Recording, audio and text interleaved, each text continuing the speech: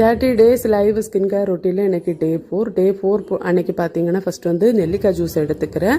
வெறும் வயிற்றில் பாதாமும் அப்புறம் வந்து கொஞ்சம் வால்நட்டும் சாப்பிட்ருந்தேன். அடுத்ததாக வந்து நெல்லிக்காய் ஜூஸ் எடுத்திருக்கேன். அப்புறம் அடுத்து வந்து இளநீர் எடுத்திருக்கேன்.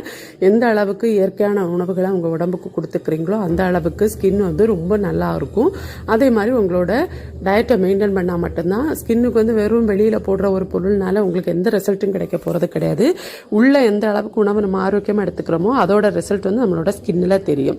ஸோ அதனால தான் இந்த மாதிரி எடுத்துக்கிறது. அதே மாதிரி ஃப்ரூட்ஸ் சாப்பிட்றது, இளநீர் குடிக்கிறது, அப்புறம் கரும்பு ஜூஸ் எல்லாம் கிடச்சிச்சின்னா நம்ம டெய்லி ஒன்று எடுத்துக்கலாம். அதுக்காக தினமும் வேண்டாம், நம்ம வாரத்தில் 1 நாள் 2 நாள் அந்த மாதிரி எடுத்துக்கலாம். அப்புறம் அதுக்கடுத்து பார்த்திங்கன்னா ஸ்கின் கேர் ரொட்டீனில் மார்னிங் ரொட்டீனில் எனக்கு பார்த்திங்கன்னா வழக்கம் போல தான் லாக்மியோட அந்த ஃபேஸ் வாஷ் ஜெல் இருக்குல்லையே அதை வச்சு நல்லா ஃபேஸ் வாஷ் பண்ணிவிட்டு அடுத்ததான் வந்து டோனருக்காக பன்னீர் இருக்கு இல்லையா அது வச்சு வந்து நம்ம டோனருக்காக அப்ளை பண்ணிவிட்டு அடுத்ததான் வந்து மாய்ஸ்சரைசர் அப்ளை பண்ணிக்கிறேன். அதுவும் லாக்மியோடது தான். மாய்ஸ்சரைசர் அப்ளை பண்ணிவிட்டு நீங்கள் வெளியே போனாலும் வெயிலில் போனாலும் போகலைனாலும் வீட்டில் வந்து கிச்சன் ஒர்க் பண்ணுறதுனால கண்டிப்பாக நமக்கு வந்து நம்மளோட ஸ்கின் வந்து டேமேஜ் ஆகும், டேன் ஆகிறதுக்கு வாய்ப்புகள் அதிகம். நம்ம ரொம்ப நேரம் வெயில் நெருப்பு பக்கத்தில் எல்லாம் நிற்கிறனால அதனால் கண்டிப்பாக சன்ஸ்க்ரீன் அப்ளை பண்ணணும். ஸோ நான் மாய்ஸ்சரைசர் அப்ளை பண்ணிவிட்டு லைட்டாக வந்து ஸ்கின்னுக்கு மசாஜ் எல்லாம் கொடுத்துருந்தேன்.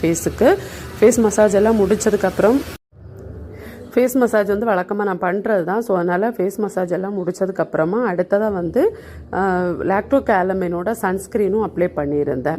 ஸோ அவ்வளோதான். இதுதான் என்னோட ஸ்கின் கேர் ரொட்டீனாக இருக்குது. முடிஞ்ச அளவு உள்ளேயும் நல்ல உணவுகள் எடுத்துகிட்டு வெளியேயும் அதுக்கான ஸ்கின் கேரை கொடுத்துட்ருக்கேன். இதோட ரிசல்ட் எப்படி இருக்குது அப்படிங்கிறது ஒரு 30 days வந்து கண்டினியூவாக ஃபாலோ பண்ணுறப்ப தெரியும். எப்போவுமே ஸ்கின் கேர் ஆரம்பித்தா ஃபுட்டு கரெக்டாக எடுத்துப்பேன்.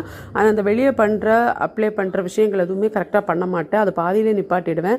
அதனாலே என்னமோ ஸ்கின் வந்து இப்போ சீக்கிரமாக டேமேஜ் ஆக ஆரம்பிச்சிருக்கு. முன்னாடி ஸ்கின் நல்லா க்ளோவாக தான் இருந்துச்சு, இப்போ சின்ன சின்ன பிரச்சனைகள் ஸ்கின்ல வர ஆரம்பிச்சிருக்கு. ஸோ அதனால தான் இந்த ஒரு 30 days பிளானாக வந்து ஆரம்பிச்சிருக்கேன். இது எனக்காக நான் பண்ணுறது தான்.